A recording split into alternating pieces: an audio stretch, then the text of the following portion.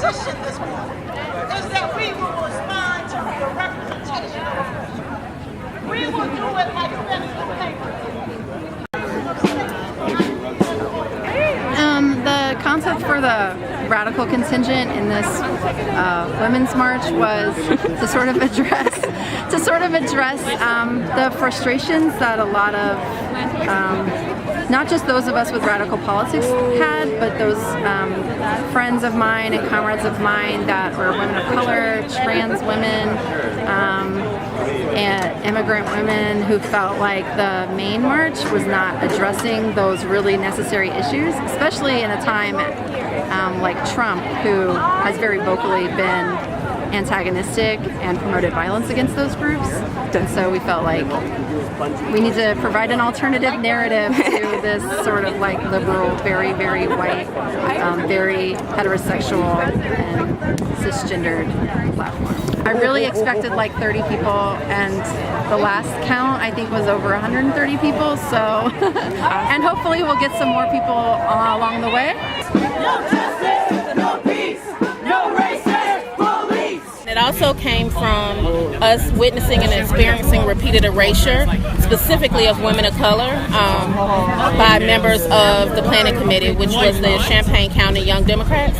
Our initial question was, when they started releasing the speaking lineup, all we saw were white presenting women. And so one among us asked, when were we going to find out if women of color were in the lineup? When were we going to find out if trans women were in the lineup? And our questions were ignored, or were answered with snark, or were erased. Also, notice went out on a frequently asked question page where they suggested words to avoid that included intersectionality, Trump's name, fascism. Now, if you said this was an inclusive march for women, how do you get rid of the term intersectionality, as if you could in the first place? So we asked questions about that, and they only responded to white women. In fact, for the majority of the time leading up to that discussion, they only responded to white women. And so the radical contingent existed because we wanted to push back against that. Women allowed this very march to be largely planned by men. Women neglected to stand up for themselves or other women as important questions were asked by participants who wanted to ensure that this march was as inclusive and intersectional as possible.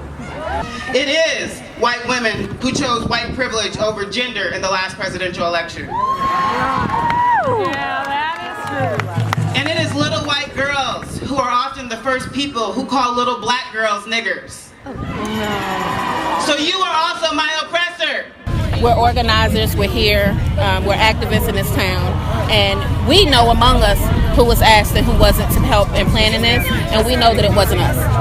It was amazing because I was surrounded by people who I know care about me, who I know care about the issues that matter to us.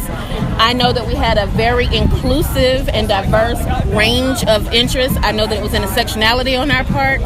My daughter was able to share in this experience with me, and so my march has been amazing for that reason.